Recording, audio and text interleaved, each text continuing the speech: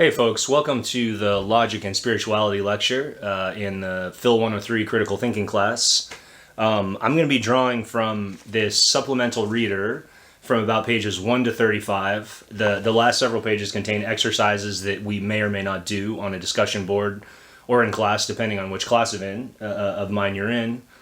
But this is where it comes from. And the first part of this lecture, I'm going to talk a little bit about logic and the universality of logic, meaning the way that logic is practiced in other cultures across the world, both current and ancient. And then we're going to talk about spirituality. And those seem like two things that are incompatible. And that's one of the reasons I wanted to do this, because I've been teaching about 15 years, and every time I teach this class, I really like teaching this class. There's an impression that some students are left with that logic is this sort of dry, give me the evidence. What's your research? Where that like very sort of academic-y kind of thing, right? And people that are logical aren't emotional and stuff like that. And I want to disabuse you of that idea, meaning I want to change your mind about that, because I think logic and spirituality actually can go together quite nicely. It's unfortunate that in the Western world, drawing from Aristotle and other Greek philosophers, logic has been somewhat disconnected from everyday life. But as we'll see, there are ancient cultures, in particular in India, that have used logic and applied it directly to spiritual development. We'll also look at some other cultures too. So anyways, the way I normally like to start this is you'll see there that free write that asks you to give your own sense of what logic is and what spirituality are. Now, given that you're in this class, you may already have an understanding of how we've defined logic in the main course reader, the main text, which is more or less a method of determining what's true, using probabilistic reasoning, inductive or deductive reasoning. You can think of logic that way, or if there's anything else that comes to mind, it would be a good idea to do this free write just to get a sense of where you're coming from. I would do the same thing with spirituality, and then ask yourself, what are the normal connections you see? And then as I go through this lecture, we'll see if there was any agreement or disagreement with your understanding of it versus mine. So just a couple ideas I want to point out about logic in general. Logic has been misapplied in the past. And what I mean by that is that there's a lot of people who claim to be using logic and science and evidence and reason, but they're missing something very, very important, often a moral principle or idea, that's preventing them from seeing the whole application of what they're thinking, what they're doing. So eugenics is an example of that. I mean, eugenics, the idea that different races have different intelligence levels, that was actually believed 100 years ago by a majority of scientists. It was the norm. You have examples like in the 60s and 70s, especially in the United States of America, you had people in law, in the legal profession, who were white, and they weren't really noticing, although they thought they were applying logic fairly, they weren't really noticing that in a lot of the laws and rules they were using, there was what we now call systemic racism baked in. Right? So all of these things are important to remember, that logic can be misapplied. But what I want to convince you, at least partly in this lecture, is that that's a misapplication. The fault there isn't logic, right? The fault is the person using it. Just like if somebody makes a mistake with a screwdriver, it's the person who made the mistake. The screwdriver is still good for the functions that it's useful for, right? So anyways, logic has been misapplied, but that isn't a reason to reject logic wholesale or to call it, as some scholars today call it, a white kind of male Western construction. And again, I'm going to try to disabuse you of that idea to get you to see it a different way. But I would also point out that many of the social reformers, whether it's the early feminists, second wave feminists, and first wave feminists and so forth, or Martin Luther King and John Lewis and others, they were actually using logic against the dominant stream, right? They were actually using logic themselves. So logic can be useful for reform and activism as well. But anyways, the main point is that logic's been misapplied. That's not logic's fault. It's also not necessarily incompatible with emotion, right? We often see this as a dichotomy where like one or the other, like they're mutually exclusive, either your emotion or your logical. Even among the people who who are logical, as I point out in the text, they're going to have emotional sides too, whether they acknowledge it or not. It may come out in a different way. And as we'll talk about when we get to spirituality later in this lecture, one of the best things logic can help you with is how to manage your emotions and how to heighten the negative emotion, or sorry, to lessen negative emotions, like that might be drawing from something that somebody said to you that day that, you know, hurt your feelings, or a traffic jam that causes anxiety, and heightening positive emotions like love towards other human beings and the people that you care about, and so forth. So anyways, emotion and logic are not necessarily incompatible. And this idea that logic is universal, again, I'm gonna talk a lot about that right in a second here. That's kind of the main part of this first half of the lecture, is to show you that logic is used in different ways in other cultures. One of the interesting things, though, is that there's different goals for the logic in other cultures. So, for instance, in China, the goal was more social cohesion and harmony, whereas in ancient Greece, through Aristotle, the goal was more finding the truth and figuring out how the world works. Same basic process of logic, different goal. And then one other thing I want to point out is that the language we use to represent logic, it can be any language. It could be English or Spanish or Arabic or whatever, or Mandarin. We're of course using English because we're in a English-speaking country, right? So that's the main language to use. But I want to also convince you that logic is deeper than language. It's actually more like math, right? It's more like music or math, right? 2 plus 2, no matter how you represent those numbers, that's always going to be real, in the sense that 2 plus 2 will always equal 4. And it doesn't matter what language you use to represent it. That's true in all cultures. The logical principles that we've studied, some of the things like modus tollens and modus ponens and those kind of arguments, are the same. The structure of logic remains the same, even if the language is different. Concepts can be represented in different ways, while the underlying logic is the same. And so I know that many of us in this area, living close to Mexico, speak a little bit of either you're bilingual and you speak Spanish or English, or you at least know a little bit. So I wanted to use some examples from Spanish and English to make this point. And if you look at the course reader, or sorry, the supplemental blue reader I just showed you earlier, you can see I give some examples here, right? And I think one of the fascinating things about those of us who have studied 2 languages, and I only know this with Spanish and English, but many of you who've studied other language, I'm sure it's similar. One of the interesting things is, first of all, some stuff just doesn't translate, right? Some stuff just, there's an idea that exists in one language that can't really be translated. Other times, many times actually, something translates, but you just say it a different way in the other language, right? You say it differently, although the core idea is the same. And that core idea is what I'm pointing to as logic being fundamental. Like, there's core ideas and then they get expressed certain ways in each language. So the examples I have here are, you know, one common one for people who are starting to learn Spanish or English, you realize that, and I just use the word, right, the verb to realize in Spanish is darse cuenta, right? It's not realizar. Right? There is a verb, realizar, in Spanish, but it means something different. But if you want to say, like, you had a realization, like you realized something, it would be, in English, you say, oh, I just realized that I have to go to the store. And in Spanish, it would be darse cuenta. Right? And so, again, we could represent that idea of to realize in other languages as well. And if you translate it directly from the Spanish, right, again, this is from the perspective of an English speaker who's a native English speaker, me, right, it would be to give account of something, which kind of makes sense in English, like realizing is giving account. But we don't say that, right? You just don't say it. The way it's said in English is to realize, and the way it's said in Spanish is darse cuenta, para darse cuenta. And so that's just one of many, many examples I could give, right? Cut to the chase, vete al grano, to get away with it, para salirse con la suya. And there's all sorts of expressions like that.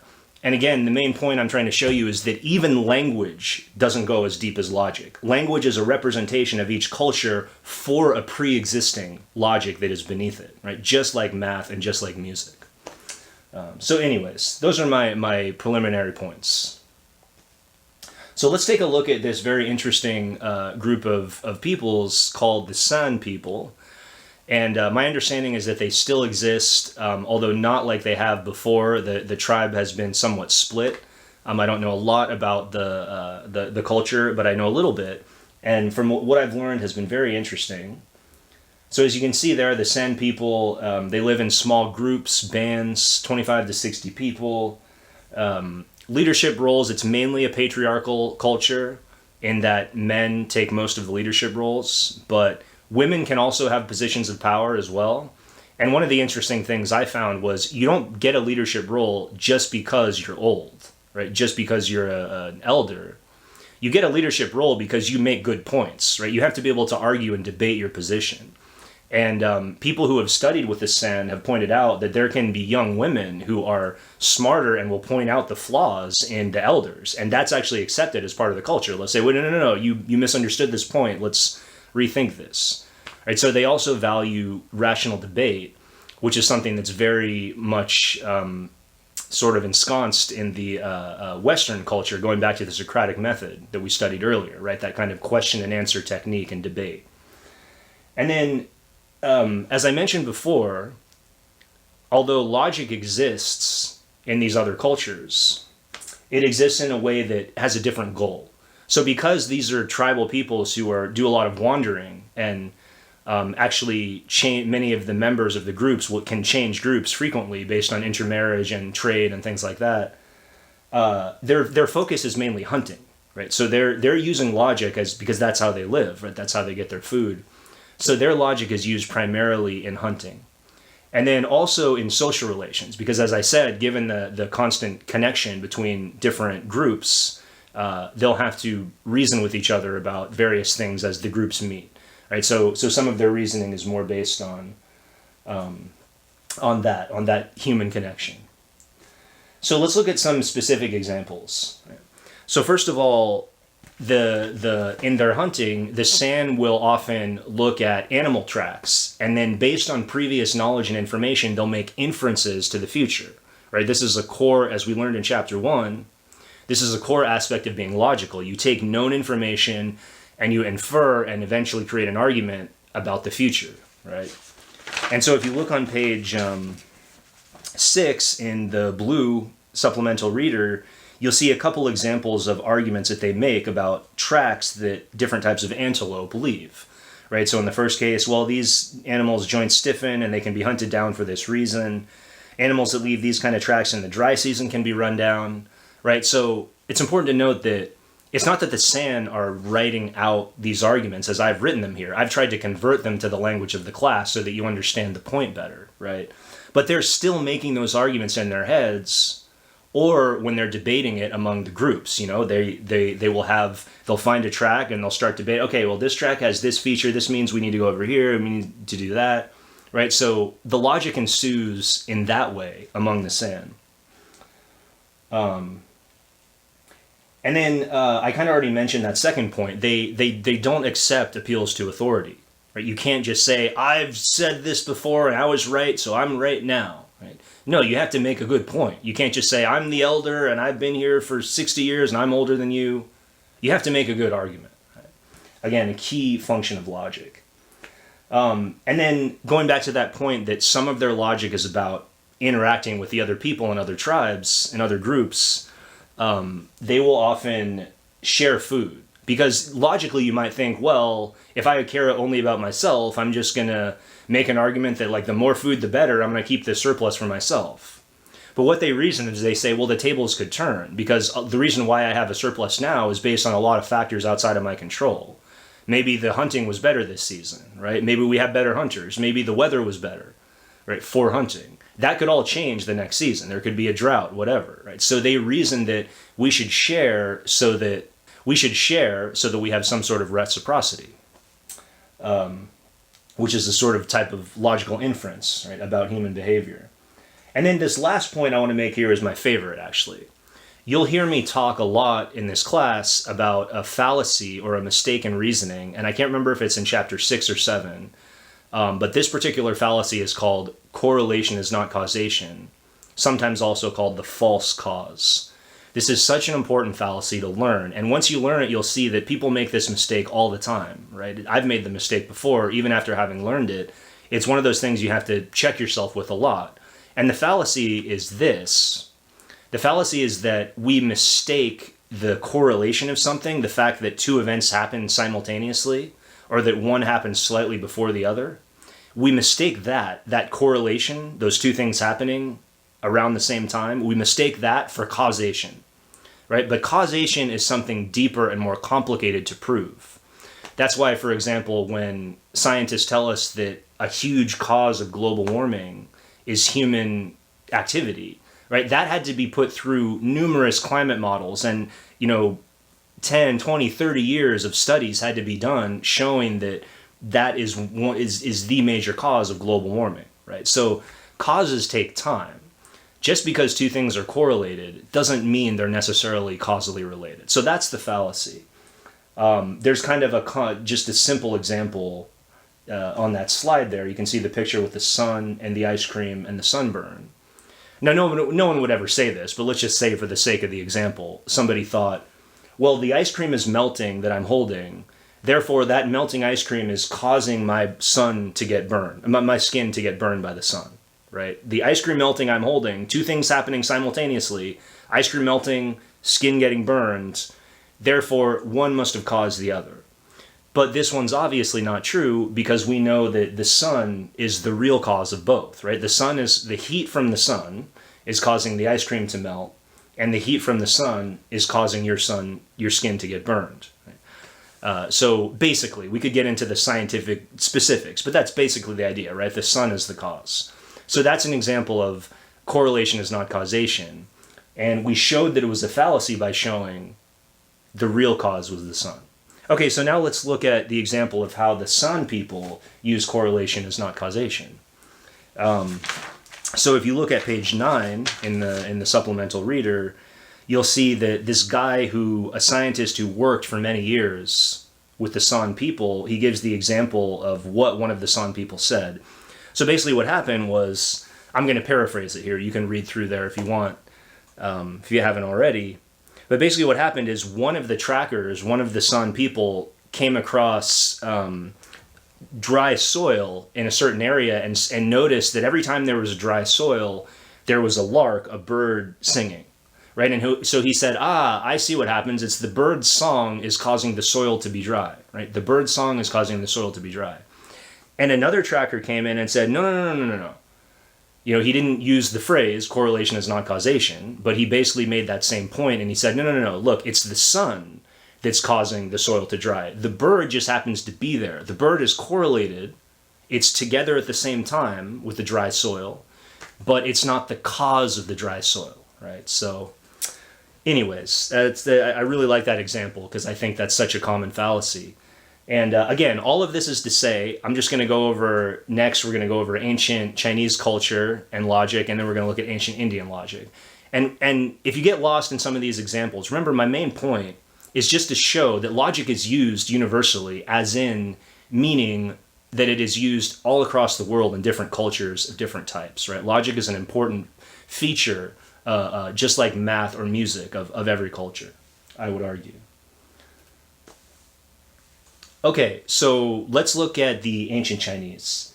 Now, I don't know a lot about history in general. I know a little bit about ancient Chinese and ancient Greek history. We're going to look at a time called the Warring States period of ancient China. And, as the name implies, there were a number of different factions that were in not always in battle, but on and off were in battle. And in each of these different nation states, as we might call them, there were different philosophies that developed. And different types of logic developed in some of these places that are still with us today. It's not us, but are still with the Chinese people and the Chinese culture. And so there are two in particular we're going to look at. One's called the Mohists from a philosopher named Mohi, who was very influential. And then the other are the Taoists. And if you don't know, Taoism is kind of a general belief system. It's kind of a stretch to call it a religion, but there were some founders and some people like Lao Tzu or Lao Tzu who were founders of that tradition. And anyways, in these traditions, we're going to see the way that they used logic in their culture. Now, again, as I said before, they saw it more as a tool for social harmony, right? Logic was a way of making people work better together in the culture, of coming together for celebrations and ceremonies and things like that. So logic wasn't a means of figuring out how the world works so much as figuring out how human life works, right? So the goal was different. So let's look at some examples. So first of all, one of the cool things that I've found when studying logic across cultures is that the same stuff I'm teaching you that is in the course reader that I've taught you, not just appears in Western sources, but appears in ancient sources elsewhere. Again, lending credence to the conclusion that logic is universal. And so, an argument by analogy is something that you'll see in chapter 4. We haven't quite got there yet in this class, but I would recommend just taking a look at chapter 4 if you have the reader with you, and just leafing through and taking a brief glance at what an argument by analogy is. But basically, an argument by analogy is just what it sounds like. You make a comparison between something, and you draw a conclusion from that. Right? So I might say, I have two friends, Juan and Joan, and they both love horror movies, right? I watched this horror movie that Juan thought was great, therefore Joan will love the horror movie too. That's a classic argument by analogy, where you compare the two things. You say, look, these two people, they both like this thing. This one thing's like that thing they like, so this other person will like that thing they like. Right? Now, the thing about arguments by analogy is that they're inductive, right? And as we learned in chapter 2, inductive reasoning is probabilistic. It's based on probability. So that means that arguments by analogy can be stronger or weaker based on the connections between the things. Right? So for example, if I said, who did I say? Juan and Joan, right? Maybe Juan and Joan are less alike than I thought they were, right? That might make the argument weaker. Or maybe the movie maybe it's true that they both like horror movies, but maybe the particular horror movie I mention is actually less like the horror movies that they like, right? So there could be disanalogies, making the argument weaker. Now, that's something that's all explained in chapter 4 from a Western perspective. But if you look at page 11 in the supplementary reader, you'll see in the middle there that quote, which comes from the Lesser Selections, one of the main Moist writings written thousands of years ago. They're basically saying the same thing. Right? I'm not going to go through every detail there, but they're basically saying, look, things are similar. It doesn't follow that they're completely similar. Right? That's an argument by analogy. And then they talk about up to a point, right? They become different as they proceed, dangerous as they change direction. All of this is saying the same thing I said, more or less, that arguments by analogy need to be evaluated based on the connections between the items that you're comparing. Right? So here's a case in which another culture, thousands of years ago, is not just using logic, but the precise form of logic that we use in this class and that comes from Aristotle and ancient Greece. Now, I'm not going to say some of this stuff gets abstract, and I'm more concerned with you understanding the main point about the universality of logic better rather than the weeds. So I'm just going to say, the concept of validity that we have is connected with truth, as we've seen, right? Even when you're testing for validity before you get to soundness, as we saw, soundness is actual truth, but validity is assumed truth. But the whole point is is it true or not, right? That's the whole idea is about truth. Now, the concept that we translate from the ancient Mandarin that is sometimes translated as valid or validity is a little bit different, right? It's more about sort of what you should do and how you should behave in a way that leads to social cohesion, right? So the validity of an argument is did it lead to this result so that, you behaved better? Then it would be valid in that sense. But in the West, was it true? Okay, right? Then if we assumed the premises were true and the conclusion followed with certainty, was that the case? Okay, then it's valid. So anyways, don't get too caught up on that, but I just want to mention that validity existed, just with a different kind of understanding of it. And then finally, we'll talk a little bit about Zhuangzi. I always forget how to pronounce his name, so somebody please correct me later. But Zhuangzi was more of a Taoist philosopher, and this was another current running through another region of ancient China during the Warring States period. And Zhuangzi was more about using logic to better our understanding of ourselves. And even to the point where he argued logic was a tool that was useful for spiritual development, but it was something that we could dispose of after we'd reached a certain level.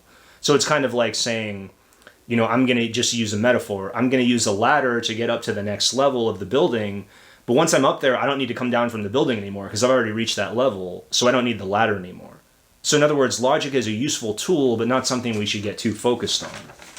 And he has a quote on page 13 in the middle there that I think emphasizes this. So he says, "Life is larger than what can be grasped by the human capacity for reason, and there are forms of intuitive knowledge or experience that cannot be explained by the crude implements of language." Right? So just like many Taoists, he puts a huge focus on experience, on the importance of language and logic, but on understanding that they're illusory and temporary, just like everything else, and they're just tools.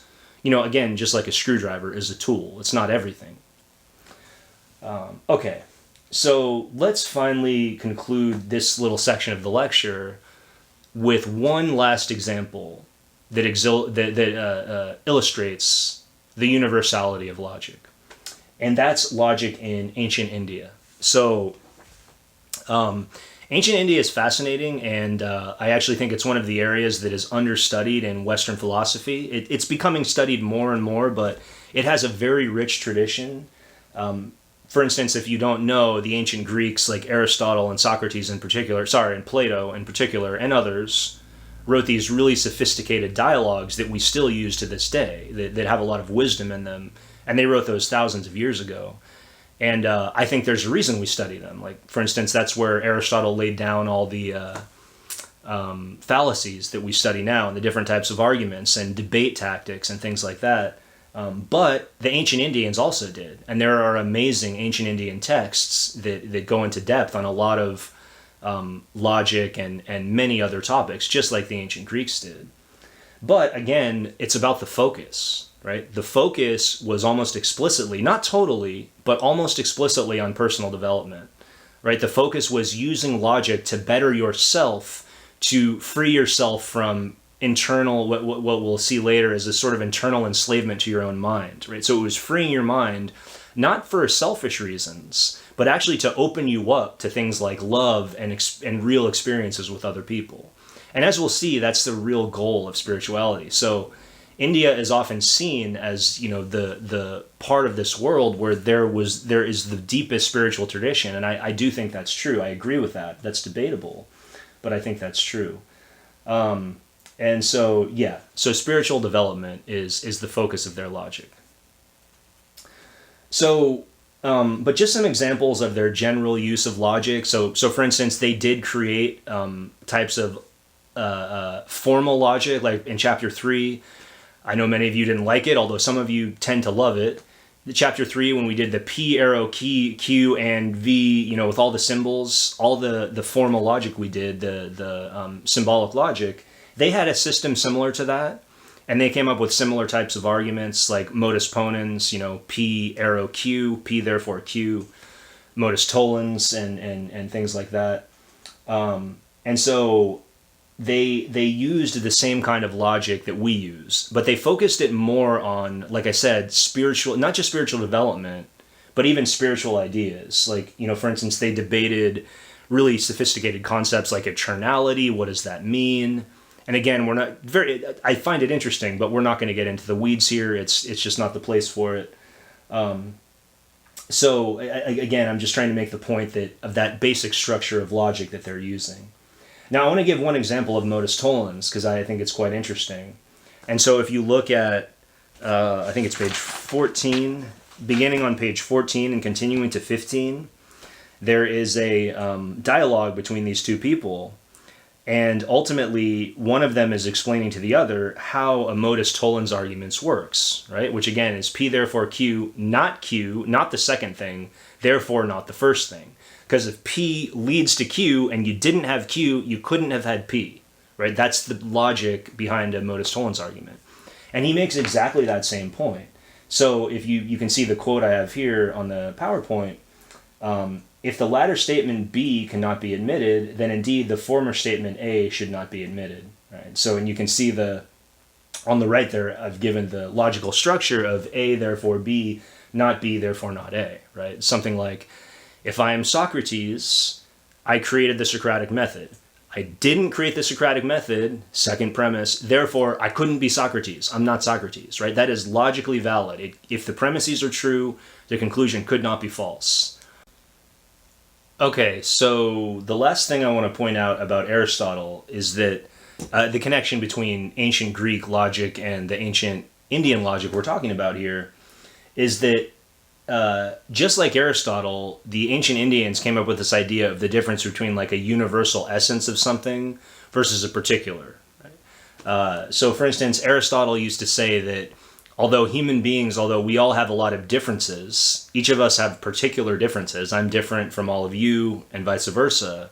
And even people I share lots of similarities with, friends and partners, even we are different, right? Every person is different from the other. But the one thing we have in common, Aristotle said, is that we all have an essence. We share the essence of humanity. We have human nature as our essence that we all share. But it's not just humans. Something like a pencil would have the essence of being a pencil, or pencilness, as it's sometimes put. This same idea of the difference between universals and particulars was also, quote-unquote, discovered or discussed in ancient China.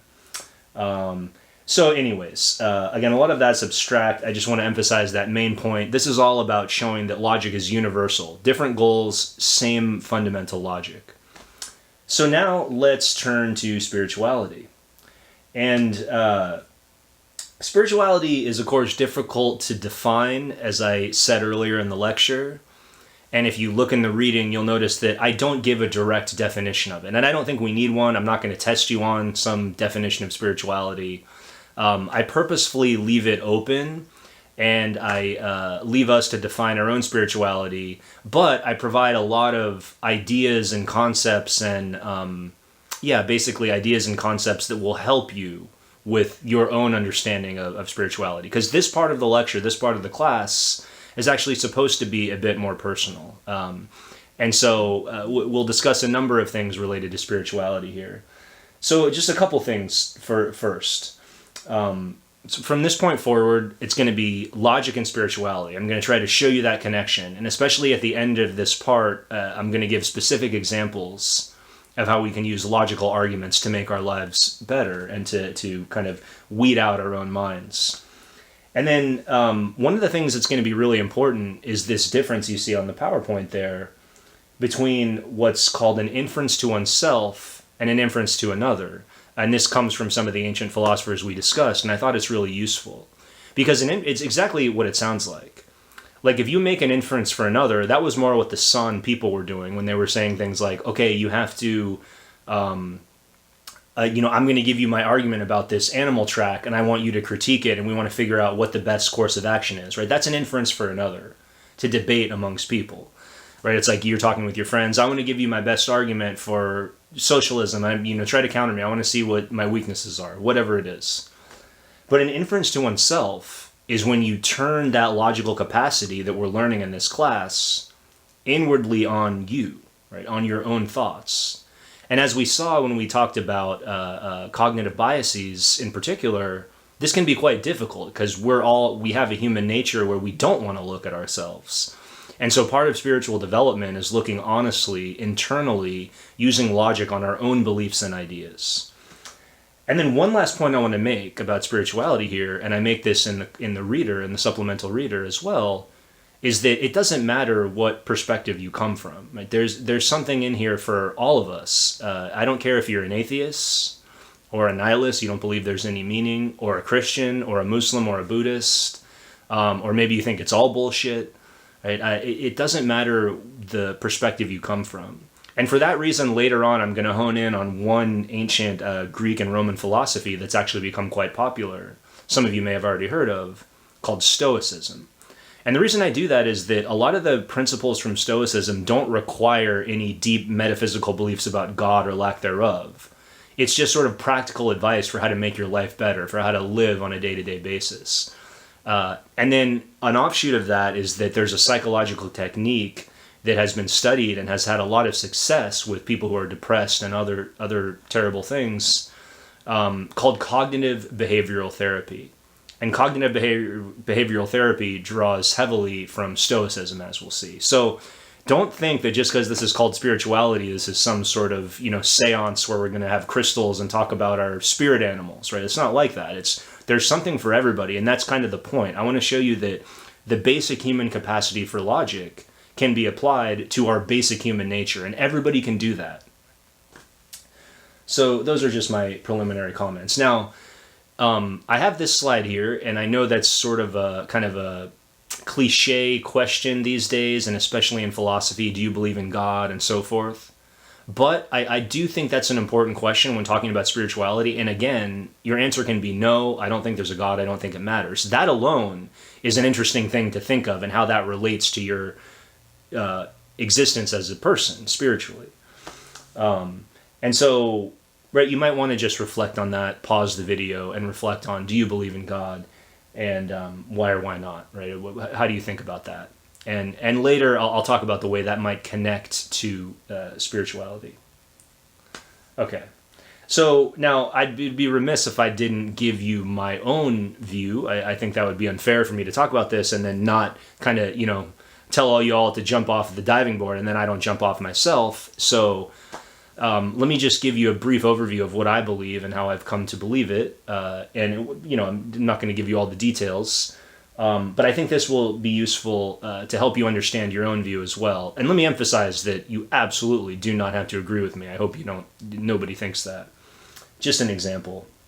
And so I generally follow a tradition. I'm part of a group and I have friends who follow the same tradition called Advaita Vedanta. And it's essentially an offshoot of what's known as Hinduism, although that word Hinduism encompasses so many different traditions. Some people say that it's not even that useful. But it's a much more, from my point of view, it's a bit more of a secular version. It takes a lot of the Hindu beliefs that, some of which are shared with Buddhists that I think make a lot more sense than other beliefs that don't. And again, this is just my point of view. For example, I don't believe in reincarnation. And especially in the ways that some Hindus and Buddhists describe it as there being these like 5 or 6 levels and things like that. And that's not part of Advaita, really, right? The core of Advaita is that we are all we all share a universal consciousness. Meaning that although we have individual bodies and even minds that are separate, brains that are separate, the access to our conscious experience, that's something that's shared by all. Right? So almost going back to what Aristotle said, that we have an essence. Aristotle thought the essence was humanity, but I think our essence is a deeper spiritual principle that I would call consciousness. We could call it God. And actually this gets to a point that maybe some of you thought of when I asked you the question about God. God is hard to define, right? It's not an easy term to define, and I share that difficulty. I do think there's something that the word points to.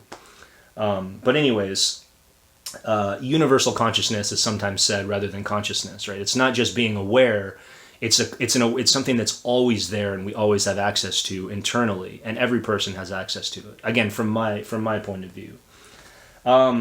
It's kind of like a metaphor that's sometimes given it's kind of like, imagine that God or universal consciousness is a vast ocean. And each of us is a thimble within that ocean. So that thimble represents like our body and minds and our tendencies and things like that. Right? It's not that that's not real or doesn't matter. It's that the deeper sense of what we are is this universal ocean and consciousness. And according to this tradition, to Advaita, the root of our ignorance and our suffering, called dukkha in Buddhism, it's very similar in Buddhism, the root of the ignorance comes from the idea that we believe ourselves to be separate. Right? So we believe ourselves not to be connected to the universe around us, and that's what causes suffering. We think we're different. Sometimes it's called like forgetting your true nature, forgetting your true self. Right? Your true self is connection. It's a deep consciousness we share, again, according to Advaita. And when you don't realize that, you don't see a connection. You lose a connection and you start to run into problems of an ego, a separate disembodied ego. Right? Now, by the way, even if you believe in a separate soul, like you have a unique soul, that's different than Advaita, because Advaita is saying the soul is universally shared, right? The soul I have is the same soul you have and everybody else, and that's what connects us. But in Christianity or Islam, for instance, the idea is that we have separate, although we're not our bodies, our soul is something somehow contained within our body or connected with our body. Anyways, that's just a difference to clarify. Now, there's something else about spirituality that I think is absolutely true that is just, it's very difficult to convey certain aspects of it without having been through that experience. And there's a nice quote in the Course Reader this about this guy chiseling a wheel. Let's see if I can find it real quick.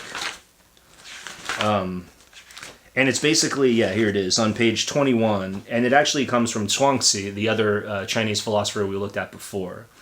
And I'm just going to read this whole thing because I think it's so instructive. He says, again, bottom of page 21 in the supplementary blue reader, I look at it from the point of view of my own work. When I chisel a wheel, if the blows of the mallet are too gentle, the chisel slides and won't take hold. But if they're too hard, it bites in and won't budge. Not too gentle, not too hard. You can get it in your hand and feel it in your mind. You can't put it into words, and yet there is a knack to it somehow. I can't teach it to my son, and he can't learn it from me. So I've gone along for 70 years, and at my age I am still chiseling wheels. When the men of old died, they took with them the things that couldn't be handed down. So what you are reading there must be nothing but the chaff and dregs of the men of old. Right, so a couple things there. One is that although he tries to put into words this how wheels are chiseled, it really is something that you won't know until you do it, right? You have to have lots and lots and lots of experience doing it to really pick up and get what he's even talking about, for those words to even make sense, right? And he even admits, he says, it goes beyond the words, right? There's just a kind of a knack to it that you pick up. And I think there's something like that with spirituality where, for instance, when I talk with my friends who are already part of Advaita and we meditate together or go to groups together or hang out together, it's easier for me to connect certain things with them because I know the words they use. They've had a similar experience to me with meditation. I'll talk about meditation soon, by the way. They've had similar spiritual experiences, so there's an easier kind of connection there, right? We have this shared experience. But when I talk to my other friends who aren't involved in a tradition like that or haven't actually kind of looked into themselves spiritually or meditated at all, it's much harder to even have a connection at all. And they're more likely to say, oh, everything you're saying is just bullshit, right from the beginning. So anyways, that's another part of spirituality that's interesting and difficult to convey from my point of view, that there's sort of a knack to it, something that you get through experience, right? And those of you who've meditated and maybe have built it into your life, you know what I mean, right? I mean, there's just certain things that you notice after meditating consistently that are just kind of hard to convey to people who haven't done it. So, okay, there's that. Now, I want to mention this because these are things that often come up when I discuss spirituality with friends, and some of my friends are Christian. And one of the things that's often been pointed out to me is that there's each religion, I'm not saying any religions are better than another. That'd be a ridiculous argument to make. But I do think that different religions hone in on different points that are really important, right? Like Buddhism, for instance, hones in on this idea of developing yourself and looking at, as we'll talk a little bit about later, this idea of no self or this false ego that causes you suffering. Christianity, many of my Christian friends have told me, there's an idea of God's grace or love that is quite freeing, right? This idea that God loves you, and it's a love that's deeper than the love of a father or a mother, although it's related to other kinds of love. But it's this deeper sense of love for his creation that you share and you feel, almost like a ray of light shining down on you at all times, right? So there's this grace, there's this love that is part of the spirituality of many Christians, and that's really enviable to me. I really genuinely think that is an interesting and cool thing about Christianity. And then something else that always comes up when you talk about God is music, right? How does music connect with God? I wish I knew. I have no idea what the connection is, but all I know is that that music can take you to a higher plane of existence like nothing else, right? Now I know the more scientifically minded among you, the more logical in the traditional sense are going to say, well, it's just sound waves and they go into your ears and you suddenly, you like it and it sounds good, but it's just subjective, right? They'll find a way to explain it all scientifically. And yet, I mean, I'm sure all of you, I think I'm confident enough to say all of you have had incredible experiences with music. Whether you're playing music yourself, whether you come up with a new song, whether you're jamming with friends and it all comes together, or whether you're just on a subway and a song comes on that reminds you of a time you had 10 years ago in your life, and it just kind of transports you to that place, right? There's something magical about music. And I don't know how, but sometimes people say it's connected to God, and I just wanted to at least plant that idea in your head. So I mentioned before, it doesn't matter what perspective you come from for to have spirituality benefit you. And so one of the things I want to point out is that many atheists, people who don't believe that there is a God or a higher being of any kind, whether that comes from the East or the West, like if you totally deny the existence of any kind of higher being, totally fine, you can do that. That's not my perspective, but I respect yours. It used to be my perspective. But I just wanted to point out to you that a lot of times that goes together with the view of nihilism. Now, nihilism is the belief that there's no meaning to anything, and often the accompanying behavior, right, where like you don't think anything has value. Now, that sounds like a negative thing, but this picture here on the PowerPoint is supposed to illustrate that a lot of people see that as actually a very cool thing. Right? If there's no meaning, you can see life as a work of art. And in fact, a philosopher we're going to study later in the class in chapter 5, German philosopher Friedrich Nietzsche, did very that. He was a nihilist, and he said, yeah, this is beautiful. You can create yourself. You can look at yourself as a canvas on which you're painting your own life. Like, you don't have to be controlled by norms and rules and what you're supposed to do. Right? So many atheists, I think, can find meaning.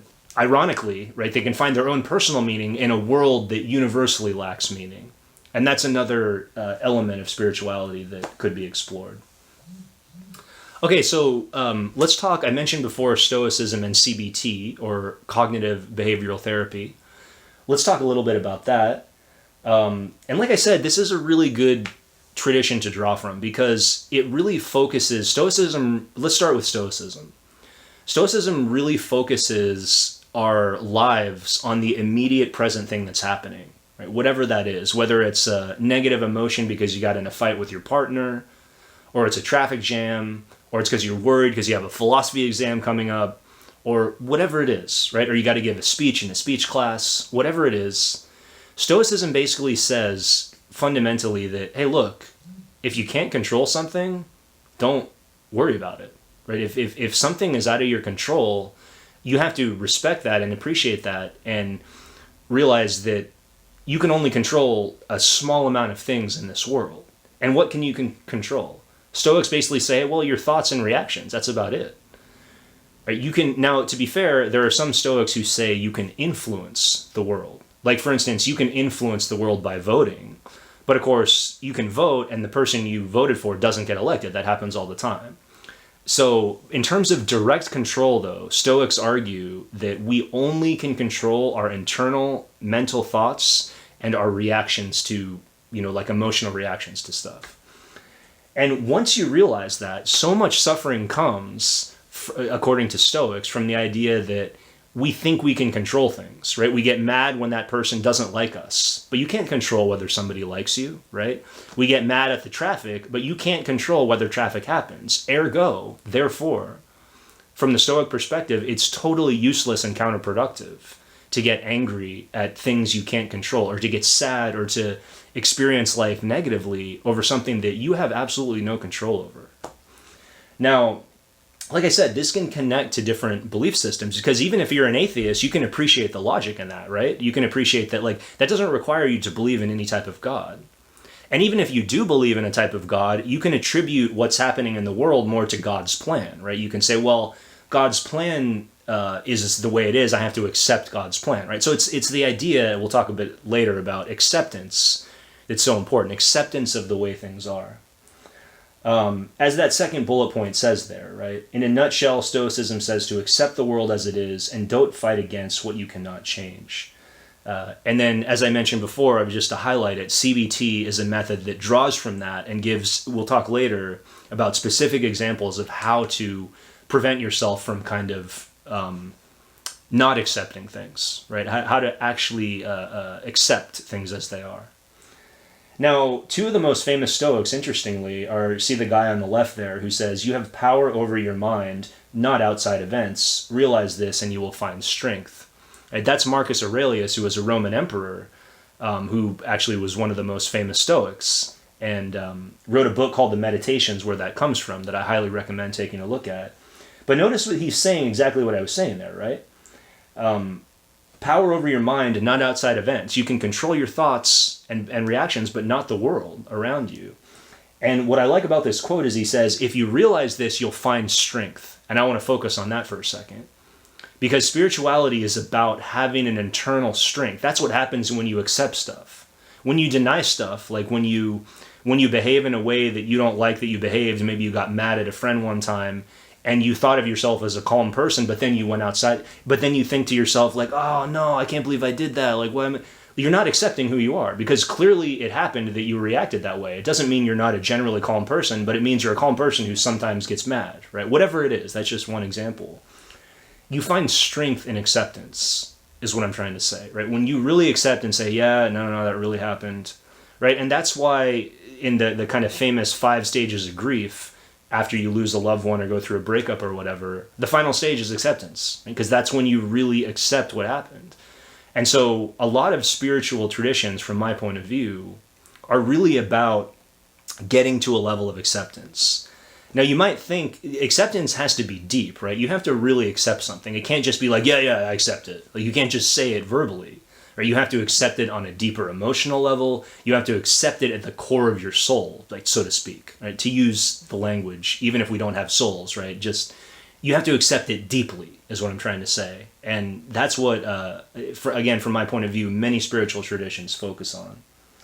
Now, if you look at the right there, this is a famous quote from another Stoic named Epictetus, who, by the way, was a Roman slave. And now that alone shows you something interesting about Stoicism, that you can be a Stoic whether you're at the top end of society as an emperor or at the lowest end as a slave, right? And the point is that external events aren't that important. So Epictetus, this ancient Roman slave, he found peace within his mind, even though his own body didn't belong to him. Just as the Roman emperor found peace within his mind, even though he had all the material possessions in the world. So for Stoics, it's not about the external world. Again, that's what that point illustrates. It's about your relationship to it, the internal strength that you find, your acceptance of yourself and of the world around you, and understanding what you can and cannot control. So that quote from Epictetus says, just going along with what I just said, it is not the things in themselves which trouble us, but our reactions, opinions of those things. Sorry, sometimes it's translated differently. But our opinions of those things, right? It's the way, it's not that somebody said a mean thing to you, it's whether you let it bother you, right? Do you let it bother you and think about it and run it over in your head? I can't believe she said that. What a rude cashier, or whatever. Right? That's the question. That's what's going to determine whether you're happy in a moment-to-moment level or have a state of peace, if you don't like the word happiness. Okay, so that's kind of an overview of Stoicism and CBT. Now, I like this picture because a meaner way to put Stoicism is kind of, like, why don't you cry about it, right? Maybe you should cry about it. In other words, right, if you're letting the world and other people get to you, you're letting them win. Right? You're letting the traffic win. You're letting the other person win. You're letting the external world win when you don't have to. You have a choice in how you react to things, right? And so you can cry over it or not. And by the way, in Buddhism and Stoicism, not all of those thinkers believe that there might be appropriate times to cry, right? That's obviously just an expression to illustrate a point. There are appropriate times to cry. Like Stoics and other Buddhists and Eastern philosophers aren't saying that you shouldn't legitimately cry over a breakup or when you lose a loved one. What they're saying is you shouldn't cry over traffic or a stupid comment, right? There's appropriate times for particular emotions, but most of the time we suffer throughout in our everyday lives getting anxiety and frustration over stupid things that don't matter that we really can control. Okay. So at the end of the chapter, I outline 4 kind of different areas that spirituality can really focus on. And as promised, I'll get to some core examples pretty soon here. But first of all, let's start with mindfulness. Now, sadly, mindfulness has been, sometimes it's called McMindfulness because it's been marketed to a broad audience, and there's definitely grifters and charlatans out there, people on the internet who make money off mindfulness, who maybe really don't get the practice or don't use it that well, right? I'm not denying that. But I still think that the actual original idea of mindfulness that goes back thousands of years into ancient India is a very, very useful idea and useful practice. And also there's extensive scientific evidence supporting, so much so that I don't even need to cite it in the course reader. in the supplementary reader, because there's so much evidence showing the benefits of mindfulness. It's almost established as a fact at this point. But the other reason mindfulness is a good place to start is that, kind of like Stoicism and kind of like the premises of Stoicism I just mentioned, it doesn't actually require that you believe a lot of other stuff, right? You can mindfully meditate and be a Christian or a Muslim or an atheist or whatever, and it's not going to affect your core beliefs, right? Mindfulness just means sitting down and meditating and trying to, actually not trying to do anything, right? Just kind of letting your consciousness rest back and watch as everything passes by, not getting attached to what passes by, whether it's a sound of a car honking outside, or whether it's a thought that passes through your mind, a memory of yesterday, whether it's an image, that you can't get out of your head. You just let it go through. Emotions, you just let them happen, right? Mindfulness is just about letting experience play out without kind of connecting and attaching to it. Right? That's generally the definition of it. I understand that there are different spiritual teachers with slightly different ways of thinking about it, but I think what I just said should connect pretty well with the basic premise of it, right? As it says there, you just observe your thoughts, emotions, and experiment. It would be in my classes, I would do a short meditation here, a short mindfulness meditation here, in face-to-face, I mean. So it may be a good idea if you don't have experience with this, that kind of doing a quick mindfulness meditation, even if it's just like 3 minutes, pause the video. There's all sorts of examples of that on YouTube and other online platforms where you can you can just do it yourself, or you could look up a good video.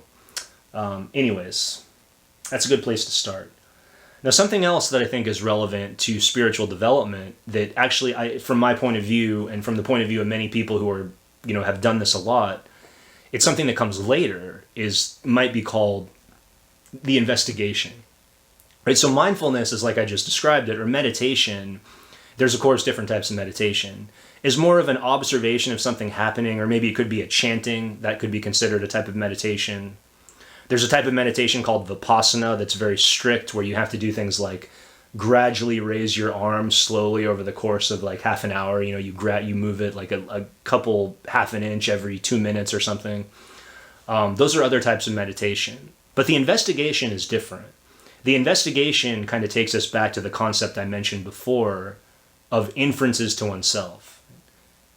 An investigation is internal. Right? You're looking internally at your thoughts. So let's say, for instance, you're meditating mindfully, and you have a thought that kind of keeps assaulting you. It keeps coming up. You're letting it go by, but it keeps coming back again. The investigation would be to enter into that thought and ask yourself, why does this keep coming up? Right? Why is this bothering me? And kind of going through, you're like, oh, maybe it's because of this and that, and it's because I'm kind of, the answer would be different for everybody. But my only point is to illustrate that the investigation is when you start to use logic against your own thoughts, right? Against your own emotion. Why am I feeling this way? Am I justified in thinking this? Like, is it right that I believe that my boss is going to fire me, or whatever it is, right? Am I right to believe that she doesn't want to be my friend anymore? Like, to really investigate whatever the thought is, and to go back and forth. And when I meditate, I often do this. I do mindfulness for a long time, and if something keeps coming up, I address it, right? I focus on it, and I try to ask myself, what is the justification? Why is this coming up? Now, you could also see this as prayer. I know those of you who believe in, who are Christian or Muslim, or more of what's called the Abrahamic traditions, and believe kind of in a personal God, or a God that created the universe that you can communicate with. When you pray, that could be an example of investigation, because you may be having a conversation with God, so to speak, an internal conversation. In fact, there was a book series when I was growing up that was very popular called Conversations with God, where a guy basically did that. He took his internal conversations and turned them into a transcript in a book. But anyways, the point is that that's where the logic comes in. And I will give you some examples of that soon. Okay, so another thing worth thinking about regarding spirituality is, as you can see in that slide there, your basic reality, like how you see the world around you, fundamentally, right? And again, this may not be something we normally think about, and I'm not saying you think about it constantly or go around telling people you're questioning reality, But it's worth occasionally reflecting on, maybe in one of those moments during meditation of your investigation. And here's why. Because the fundamental reality we have accepted, like our deepest beliefs, definitely have an influence on our behavior and how we see the world around us. So, for example, if you're truly an atheist, and to your core you really believe in the version of events that there's a big bang and like it's a cold, universe, and human beings are just another species on the planet and they're not anything special, and or some variation of that, and then maybe there's other planets with other life, but most of the universe is just cold nothingness and you'll die in space instantly, right? If you have that view of the universe, of it, just this purposelessness of it, that's going to influence the way you see things. It's going to influence the value you place on other people, on other relationships, probably, right? And likewise, if you believe in a loving God, that many people in the Abrahamic tradition, like Judaism, Islam, and Christianity, believe in, that's going to change the way you see the world. You're probably going to believe in something like God has a plan, or you're going to think that you're going to be more likely to interpret events through that sort of perspective. And so your deepest reality, I'm not saying it's everything, but it's worth reflecting on, like, what do you really believe deeply about the universe we live in? Today, it's very popular for people to believe in that we live in a simulation, right? And there seems to be some mathematical evidence that that's probable or possible. Oxford thinker named Nick Bostrom has famously written an article on that and done some appearances where he talks about the probability that we could live in a simulation, right? That's going to change things. If we really live in a matrix type situation, that changes the rules, doesn't it? That changes the goal and the purpose of life. That's going to change the way you view the world. So anyways, your basic reality is worth reflecting on. And there's actually an exercise in the end of the second section in the supplemental reader that asks you to kind of reflect on that yourself. It may be something that we look into. Okay, so let's talk a little bit more about acceptance. Because like I said before, it's really fundamentally important. Acceptance is, in my opinion, it's the one thing, like if you hear nothing else I've been saying here, hopefully you hear this idea of acceptance, of accepting things as they are, yourself and the world around you, all right? And this is independent of your background reality, right? Whatever your background reality is that I was just referring to, whether it's God or nothingness or, what I believe, my belief that we're all universal consciousness, for instance, influences my behavior. It influences the way I see others.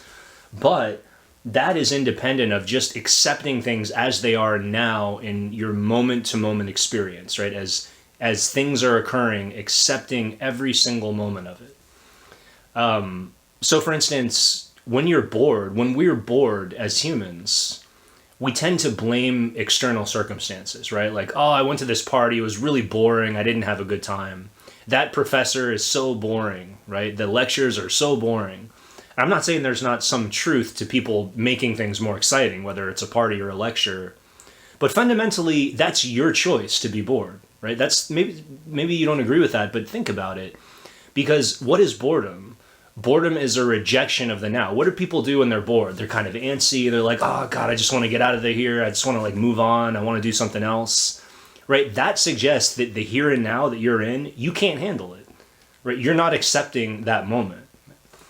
And people who have meditated for long periods of time in their lives will often report that they're much less bored all of the time in their lives, even in situations that used to bore them. Like, for instance, waiting in a doctor's office to see the doctor or dentist or whatever. That's normally, they're just perfectly fine, right? They're okay to sit there and maybe check their phone occasionally, maybe just sit there and be alive, right? So acceptance... the point I'm trying to make there by talking about boredom is that acceptance has to do with our whole lives, like accepting who we are, who our friends are, who our family is, who our people in our family are, the world as it is, but also your moment-to-moment immediate direct experience. That's a huge part of acceptance in spirituality. And by the way, I was just talking with a friend about accepting your parents. That's something else that can be very hard for us because we put our parents up on this pedestal, and as we get older, we often realize, our parents are just human beings too, and sometimes we judge them harshly for things they did that maybe we're unfair about. I'm not saying there aren't things your parents could have done that are terrible, right? That's different, but it is a common experience to kind of need to over time accept your parents for being people, not this perfect version that you wanted them to be. There's just something else to think about with acceptance. Mindfulness, again, is so relevant here. Right? Being mindful and aware, using mindfulness meditation to, like I was saying before, you can go through the sort of back and forth between just mindfully watching what happens through a mindfulness meditation and not engaging, but then occasionally jumping in and investigating something if it's causing a problem. And mindfulness helps us to just sit back and say, wait a minute. Before I even investigate, let me just let whatever arises in my mind arise. Let me just let things, maybe things will kind of unfold in a way that I can see more clearly if I just step back and accept what's happening. Right? So acceptance goes hand in hand with meditation. Okay, that third point is a huge one. Acceptance doesn't mean liking something.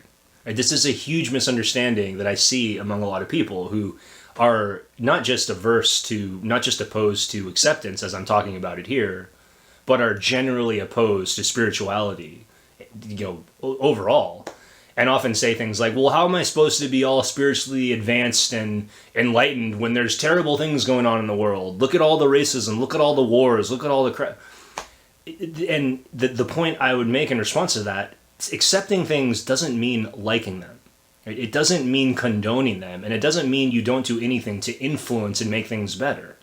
Right? You can be a full-blown activist who is working in your community to help communities come together to fight against whatever, oppression, and you can still accept things as they are, right? So acceptance isn't liking. And actually, to connect us to cognitive behavioral therapy, there's this great quote in here on page... So first of all, they define the CBT researchers who have studied acceptance in sort of a clinical, more academic setting with actual patients. On page 29 at the top, this is what some of the researchers have said. Acceptance as we mean it is the voluntary adoption of an intentionally open, receptive, flexible, and non-judgmental posture with respect to moment-to-moment experience, right, as I was just saying. A willingness to make contact with distressing private experiences or situations, right? To accept what's happening, to kind of just go like, okay, yes, this really happened, instead of avoiding it or denying it or lying to yourself. And above that, I have I'm sure many of you will be familiar with the Serenity Prayer, which makes a similar point from Scripture, right? God, grant me the serenity to accept the things I can't change, courage to change what I can, and wisdom to know the difference, right?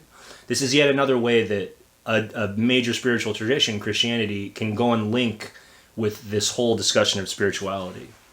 But getting back to the liking something, acceptance not being liking, look at the next page on page 30.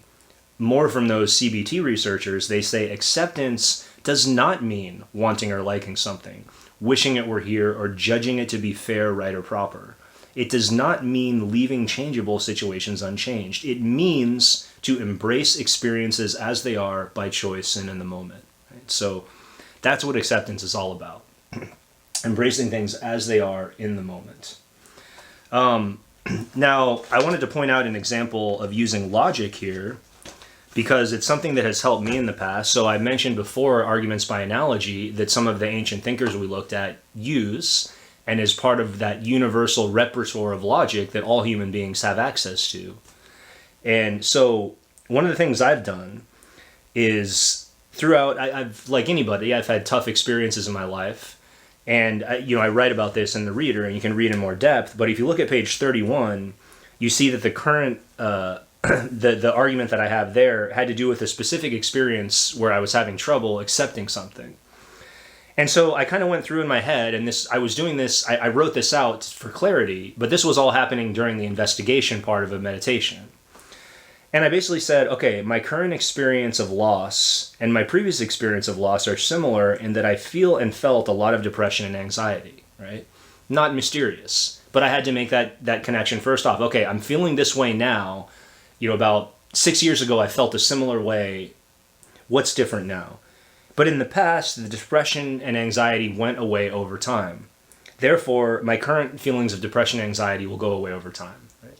Now that's not. I want to make this point very clear. That's not a nail in the coffin, right? That's not like everything goes away at that point. And also, it seems obvious. But sometimes the things that seem obvious to others aren't obvious to ourselves, and we need to realize it ourselves first. And I point that out in the previous discussion in the reader there. And so that really helped me to kind of remind myself that, wait, you got over this before. Like, this is something that will pass. It didn't mean that was all I had to do. It didn't mean the whole situation was over. But it helped me move forward and helped me put the whole situation in context. And so that's an example of an argument by analogy, the analogy in this case between the current stage I was in my life and the previous stage. Right? So, anyways, that's acceptance. Such a huge part of spirituality. Okay, let's look at investigation, right? Investigation of the self. So I've already touched on this a little bit, and I want to first point out that there's actually a core aspect of spirituality that I left out of this whole reading, and it's because it's kind of abstract, but it's sort of implied by some of what I said. And I referred to it earlier. It's called the no-self concept in Buddhism. It's the idea that the self, the being that we think we are, is a socially constructed being, right? My desires, and stuff. I mean, there's a genetic element. Buddhists generally acknowledge that, but it's shaped heavily by yourself. What you consider to be yourself is shaped heavily by the physical contours of your body and the social environment in which you find yourself. So they're not saying the self doesn't exist. Sometimes it's falsely said that way. They're saying the self is an illusion. It's not what you think it is. Or you're not actually this separate being. So that's one form of self-investigation, is to kind of ask yourself, like, what am I literally? Am I a soul? Am I a universal consciousness? Am I not a consciousness? Does consciousness not exist? Am I just a body? Like, what am I? Right? That would be one thing to investigate, that you could investigate through that investigation period of meditation, after the meditation. But we could also use this idea to investigate day-to-day experiences, right? And again, I'm going to show you an example of how you can use logic to do that, of how you can, in particular, we're going to use the concept of unstated premises. Remember those from chapter 1 and a little bit chapter 2? Really in many different parts of the main course reader, this idea that sometimes we'll say something and there's like an unstated premise that we're just assuming, like, all people who do this are blah, blah, blah, blah, blah, whatever. I'll give you an example in a minute. But the point is, first, is that investigation of the self can be an investigation of our day-to-day experiences, right? Going back to acceptance. Acceptance can be a day-to-day acceptance, moment to moment, or just like in the case of investigation of the self, it can be something more profound about who we are fundamentally. Both of those things are valuable in my book. But okay, let's look at it. This is the last example I'm going to give you of this, and then again there will be more examples in the back of the book if anyone's interested, and we will probably do some in some of the assignments in the class. So let's take a common experience, and if you look at page 32, you see at the top I have kind of a basic argument written out. Now this is more personalized for me, but you can put whatever. I'm just going to use the gender she because that's how it happened with me, but you can put whatever person or gender you want in there. But just for the sake of simplicity, I'm going to use she. So let's say I'm going through my investigation, I'm feeling really depressed, and I realize this is why. It's because I have a person that I've been seeing, and she didn't respond to my text, right? So I create an argument in my head, inference to myself, right, during the meditation. She didn't respond to my text, and I conclude she's not interested in me romantically, right? I jump from that conclusion, a lack of response, to she's not interested. And that's what's causing me distress. Now I start the investigation a little more, and I'm like, well, wait a minute, let's really look at this argument. Like, is that conclusion justified by the premise, right? Just like we've been doing in this class. Is that conclusion that she's not interested justified by only the evidence that she didn't respond to my text? That's all I got for evidence, right? Is that fair? Well, let's think about adding an unstated premise, because clearly I'm assuming an unstated concept or principle here, a premise that I could add. So what would it be? Am I intending a deductive or inductive argument? Right? Remember that a huge part of logic is, what am I intending to do? Right? What is the intention of my argument? Well, I don't think it's deductive, because if it was deductive, it would be something like every time someone doesn't respond to a text, it means they're not interested in romantically, right? That doesn't make sense. Clearly, it's not every time, right? Or I could say every time a potential romantic partner doesn't respond to a text, it means they're not interested romantically, right? Maybe a little bit better, but how many experiences do I really have with that for other people? I only have my experiences, right? So it doesn't seem like I should use every time. Maybe if I add myself personally, right? Maybe if I say, okay, every time a romantic partner doesn't respond to me, it means they're not interested. But then, even then, I have experiences like where I've had a connection with somebody and they didn't text me back right away. And there were times where it was because they were doing something else. They were busy, something had happened in their life. They lost their phone, they were at work, they were watching a movie and didn't pay attention, right? So I can't possibly mean that strong a premise, even with respect to myself, right? So already I'm realizing that I wasn't fully justified in this conclusion just for this little bit of logical investigation of my initial argument. So now let's go through and let's say, okay, maybe what I really want to say is make an inductive argument. And I want to say most of the time, a potential romantic partner doesn't respond to me, it means they are not interested, right? Most of the time. But even that might be seen as a little bit too strong, because I'm not even sure if it's most of the time. Some of the time that's true, but some of the time it's not. So maybe a better premise is some of the time. So if you see in page 33 towards the top, I have an argument that the unstated premise I added is sometimes when a potential romantic partner doesn't respond to me, it means they are not interested romantically. She didn't respond to my text, therefore she might not be interested, right? Now my conclusion is much more proportional to the evidence. It's might not. So again, already I'm realizing that my initial feelings of anxiety about my initial argument are unjustified, right? It doesn't mean I was totally wrong. I want to make that clear. It doesn't mean I was totally wrong. It's just my conclusion was way overdrawn, right? It was way overdrawn that she's necessarily not interested. Maybe she might be not interested, right? That's the conclusion that I should draw. And that should make me feel a lot better, right? Now, I could go further, right? I could keep investigating. I could add a specific amount of time. Say, okay, when a romantic partner doesn't text me back within 5 hours, within 2 hours, within a day, right? And it could get more and more specific to my situation. And all of this is going to help me understand more if I'm justified feeling the feelings I'm feeling over a shitty argument, right? That's really what it comes down to. This is the beauty of the investigation. I had a shitty argument in my head in this example.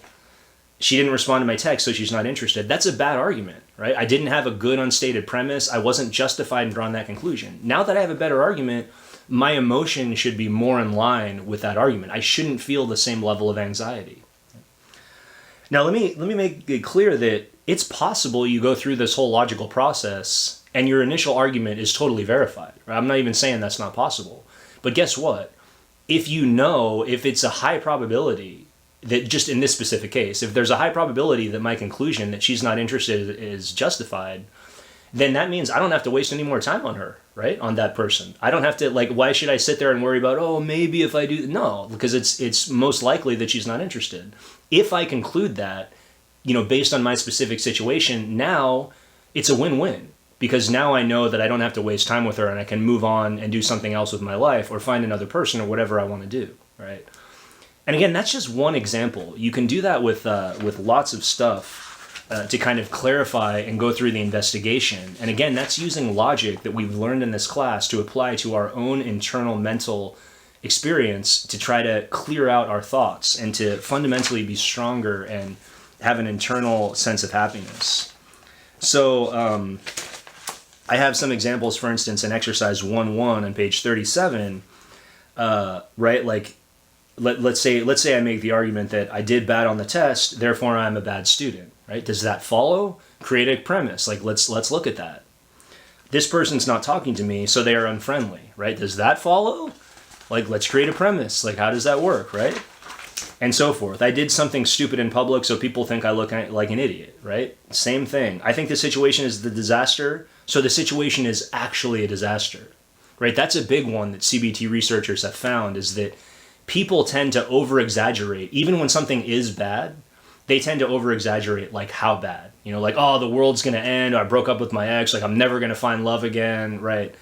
And that, just like softening that and realizing that you're exaggerating, can be helpful in finding clarity and finding that acceptance that you really need for spiritual development. Okay, so I'm gonna knock it off there.